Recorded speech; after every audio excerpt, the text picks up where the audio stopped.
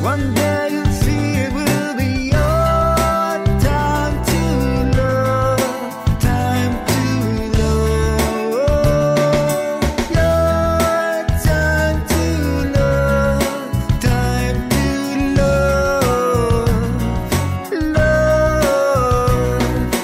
We all have got to wait. Just slow down and take a break. Don't go on, making that same mistake. Ease up into love. Ease up into love. Ease up into love.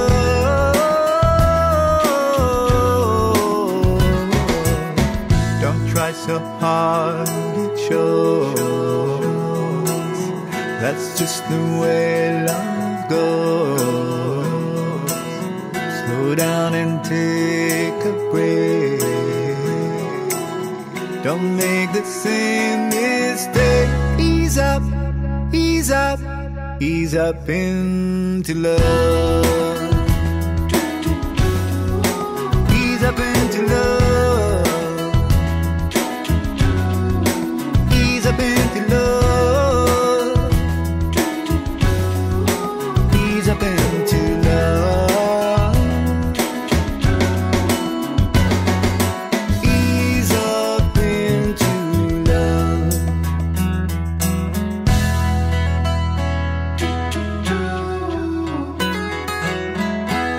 Ease up into love. He goes by the name J.L., and he's here to chat with us right now. Welcome aboard, Jay. Thank you very much. How are you? Doing just fine. Glad to have you here with us today. We were talking, I don't know if you before we went in, we were talking about a rather unusual name and wondering where it evolved from. And as a matter of fact, John had speculated one thing, and I forget what we were talking about. It was probably kind of silly to begin with, but I wanted to perhaps get it straightened out for our listeners. It is an unusual name. Well, it's just because I use the initials JL, and then it gets a little tricky. So if I just put the two letters, sometimes it's clear to some, but not clear to others. So I try to put a few more letters in there to just clarify things, and I hope I'm not making more of a mess. Well, the important thing is, first, you have your identity, and two, you make it explicit so everybody out there can find you. And while we're on that subject, usually I get to this a little later in the discussion, but since we've already touched upon the subject, tell the listeners how they can find you online. Well, thank you very much for that opportunity. And indeed, they can find me at jl2222.com. That's the website address. And I'm on Instagram, I'm on Facebook, I'm on Twitter, and a few other places that, I have some kind of web presence out there. So you can Google the name, and you'll find me.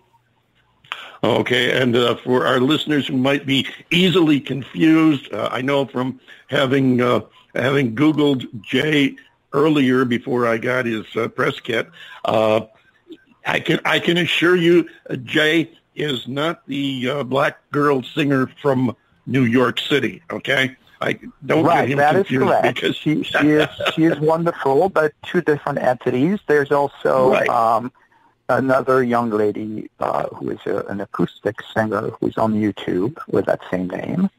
And I think there's a product named JL. Yes, as a matter of fact, there is a product. So there's a few of us, and that's okay. As long as we get them straight. Yeah, and not to be confused with Superman's dad, Jor-El. Yeah, right. Exactly. No, I have absolutely no super abilities whatsoever.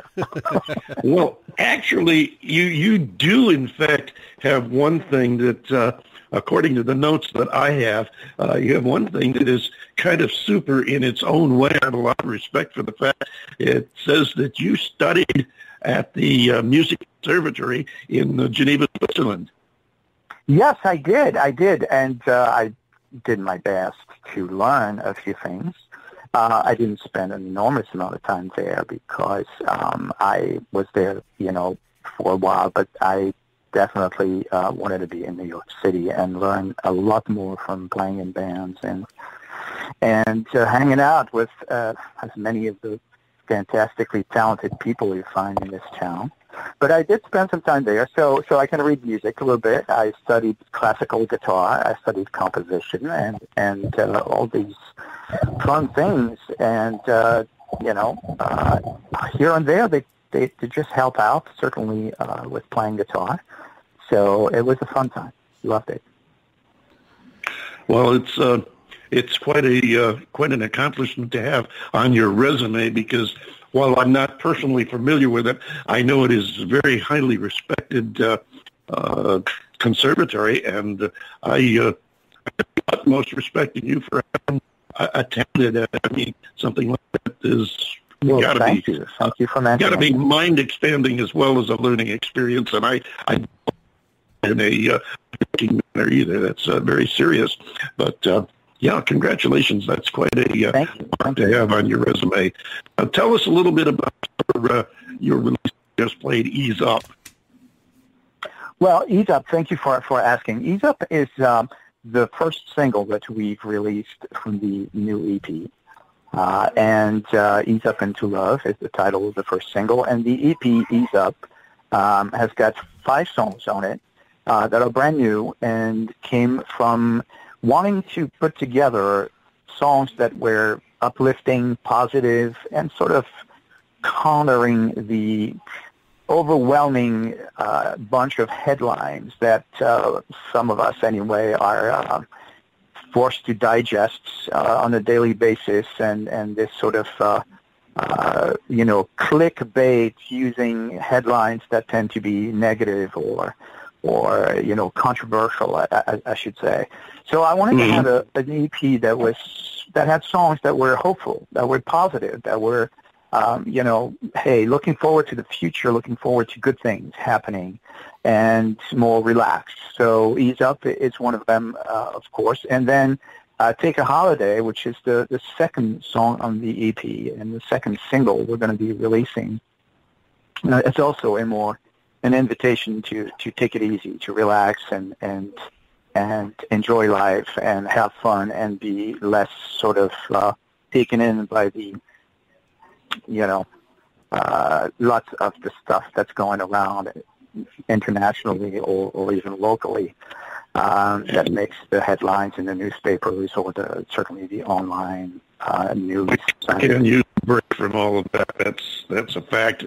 We're going to giving the listeners a sneak preview of the second song that you just mentioned, Take a Holiday. And we're also going to be giving John Bon Jovi a chance to jump in here because I know he's got a question or two. John?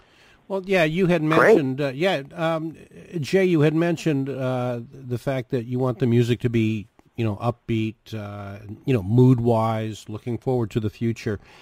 The thing that I liked about it is it seems to me the kind of music that I personally could listen to, for example, on a Sunday morning. I'm going to sleep in a little late. I'm going to get up. I don't necessarily want to turn the TV on, but I'd like to have some music to listen to and drink my coffee too, and maybe have the newspaper, on my lap or something. And this was one of the first thoughts before even listening to the lyrics. Melodically, this was one of the first thoughts that I had, and if that was your intended purpose, I'd like to know what the thought process was, whether it was the intended purpose or not. I'd like to know what the thought process was of putting this particular piece of music together. Well, first of all, thank you, and I really appreciate the good things you just presented to everyone listening, and I'm grateful for those comments. It is what I intended, and when you read the Sunday paper, certainly most of them, they will have enough sections that you can choose to be a little bit more relaxed and not dive into the most depressing news that you may read throughout the week. That usually makes the headlines or the above the fold, right? As they used to call it. With if it bleeds, it leads. Usually is the terminology. But on Sundays, you've got that those other sections where you may be able to just like enjoy something different and be a little bit more relaxed about it. And in that sense, that's what I'm looking for with the melodies and the lyrics and the beat, and the groove, so that you're like, if you're in your bed or if you're in your favorite chair and you're like kicking back with your coffee just the way you want it, and you're not pressured to drink it down to run into a meeting or and that's the work, thing, whatever it is. Sure, and to me, it was a way to try to get the day started, to set the mood, if you will. And I don't know, right. and I don't know if how weird this is going to sound. It is not necessarily something that I might want to listen to on a Tuesday morning or a Wednesday morning when I'm running around trying to get ready for work. Inhaling the coffee, hugging the dog, kissing the wife, and that kind of thing, and getting out of Dodge. But on a day, on a day when I have absolutely nothing on the agenda, which trust me, I cherish more than you can possibly know. To me, the song, I don't know, it's perfect. Well, that's great. Thank you. And yes, it is intended that way, because we all have lots to do, right? There's never enough time, no matter what. And the luxury of being able to kick back a little bit, certainly even if it's just a mental exercise, and you may lean back a little bit on your way to work if you're riding the subway or you're in your car. You have a few minutes to yourself, but simply thinking for a minute, hey, a holiday would be cool. Hey, ease up into love, ease up into things. Don't necessarily like stress out about it, and just even if that thinking is in your mind for a few seconds, and you grant me this 3.5 minutes or a little bit more, or even just a little bit less, because you've got to move on to other things. To me, it's a wonderful thing. Time is precious, and if I can pass on, that thought as opposed to some other, whatever. I'm not, talking about necessarily extremely disastrous lyrics out there, but what I'm saying is, hey, my goal is to pass on something, hey, nice to think about for a little while, however long you can, you have to think about it. Yeah, absolutely, and I totally agree. To borrow one of John's more frequent analogies, I can picture being out on a long, desolate road, just cruising in the wee hours of the morning with the cool air blowing through your hair and a special someone side of you, and the tune just wafting through the night as you drive along. Exactly. One of those moments. Now, I got to ask you one more question that doesn't really relate to your music, although it relates to your personality, so it might affect in that respect. But I'm from upstate New York. I've spent some time in New York City, and I've been in all of the boroughs, and your accent is not it's not the Bronx accent. It's not a Brooklyn accent. As a matter of fact, that's not a New York City accent at all. Where do you hail from?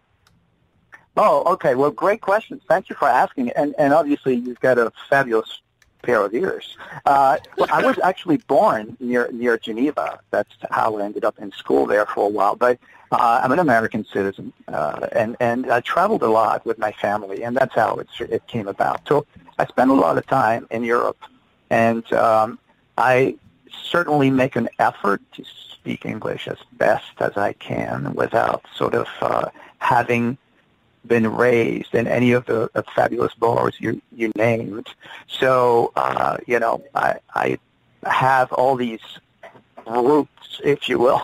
But, I can understand. I'm not a born New Yorker. I'm more of what I hope to be an adopted one, simply because so many folks out here in New York are from different places in the world. It's just fabulous. I don't think you'll have a problem with that. I do salute you in spite of a slight accent. Let's face it, almost everyone has some kind of an accent that, at least in part, is a product of from whence they came. But you speak